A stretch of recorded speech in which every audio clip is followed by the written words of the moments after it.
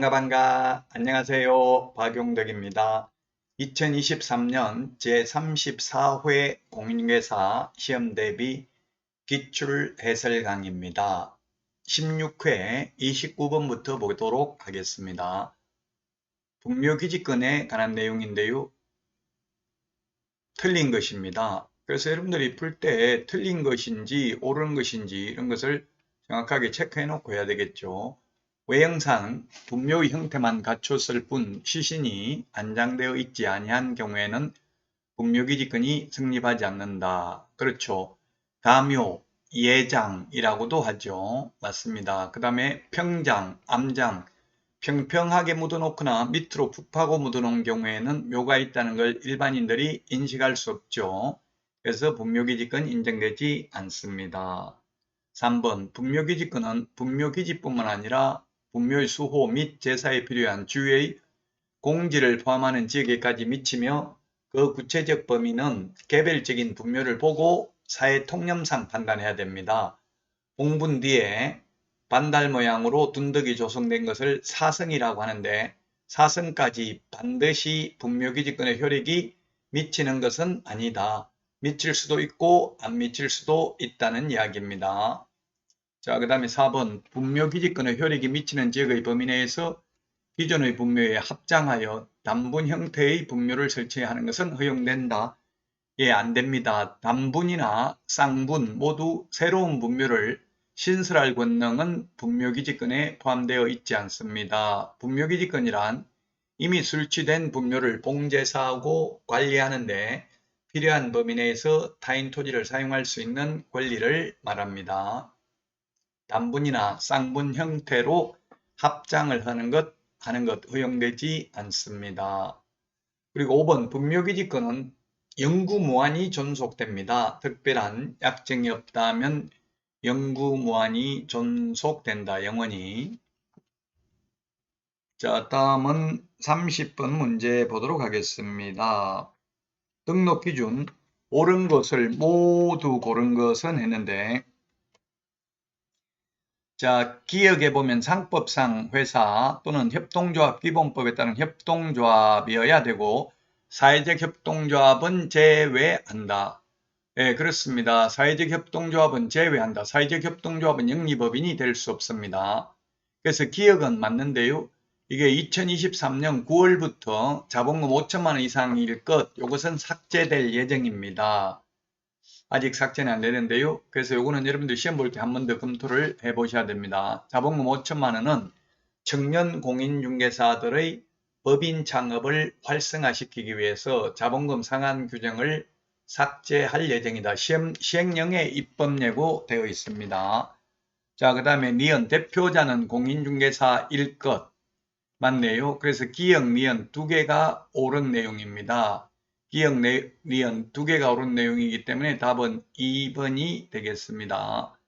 자, 그럼 디귿은 대표자를 포함하는 게 아니라 제외한 임원 또는 사원의 3분의 1 이상이 공인중개사여야 하고요. 그 다음에 리얼은 모든 임원, 전원 및 분사무소 책임자, 소속공개사도 실무교육 받아야 됩니다. 실무교육은 모두 다 받아야 됩니다. 그 다음에 반드시 사무소는 소유권을 확보해야 되는 것은 아니고 사용권만 확보하면 됩니다. 그래서 소유해도 되고요. 임대차, 사용대차도 가능합니다. 소유권을 확보해야 된다라고 하면 건물주 아니면 개업할 수 없겠죠.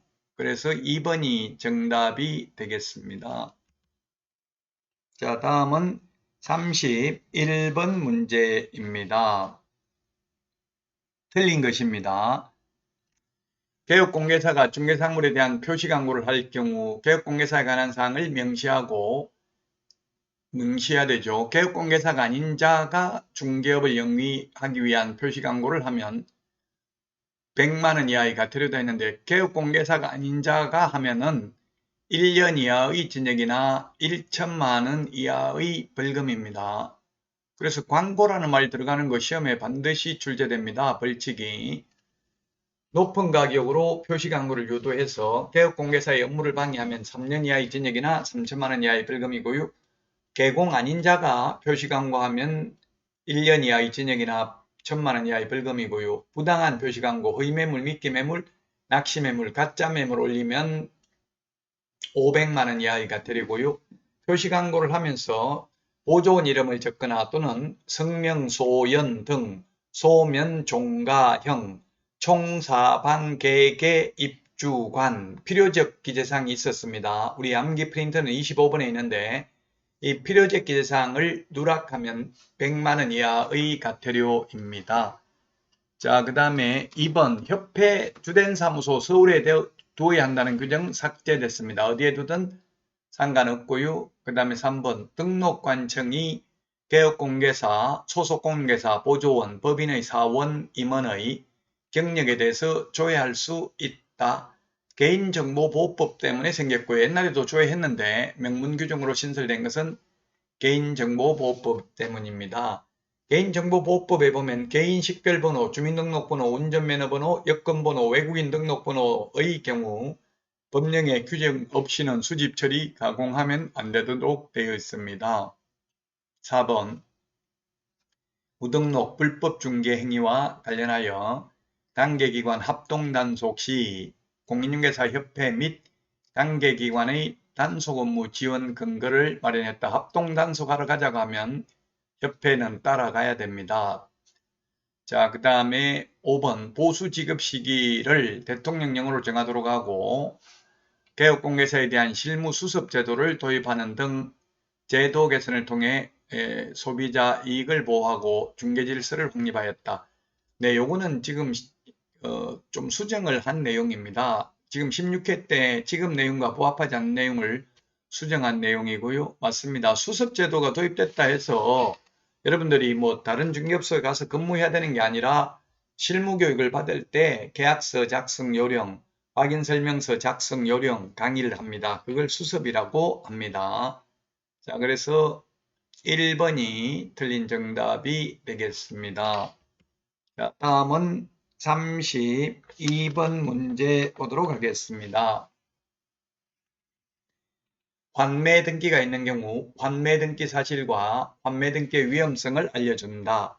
그렇죠. 환매 등기라는 것은 다시 되팔겠다. 돈을 빌려주고 그 돈을 빌려주는 대신에 담보로 소유권을 넘겨주고 나중에 돈 갚으면 다시 다른 사람한테 팔면 안 되고 반드시 나한테 되팔도록 약속한 걸 환매 특약이라고 합니다. 그래서 환매 등기 사실 당연히 알려줘야 되고요. 그 다음에 등기 기록에는 부동산의 표시에 관한 사항을 기록하는 표제부와 소유권에 관한 사항을 기록하는 갑구, 소유권 외의 권리관계를 기록하는 을구가 있습니다. 을구를 두는데 물론 을구는 기재사항 없으면 두지 아니할 수 있죠. 갑구가 없는 것도 있습니다. 규약상 공용 부분이나 노인정, 관리사무소 등의 경우에는 자, 그 다음에 가처분 등기가 있는 경우 채권자, 보존되는 권리 등을 알려줘야 되고요. 당연히 4번 가등기가 있는 경우 가등기에 기한 본등기보다 제3자가 소유권 이전 등기를 먼저 격려하면 가등기의 효력은 상실된다고 알려줬다. 잘못 알려줬네요. 정답은 4번이 되겠습니다. 4번이 정답입니다. 가등기가 있는 경우 가등기에 기한 본등기보다 제3자가 소유권 이전 등기를 먼저 격려해도 가등기에 기한 본등기를 하면 본등기의 순위가 가등기시로 소급되죠. 등기법에 있는 내용입니다. 그래서 4번이고요. 자, 그 다음에 5번 가압류 등기가 있는 경우 채권자, 채권 금액 등을 알려줘야 되겠습니다. 당연히. 자, 그래서 4번이 정답이 되겠습니다. 이번 시간 여기까지 하고 다음 시간에 찾아뵙겠습니다. 안녕.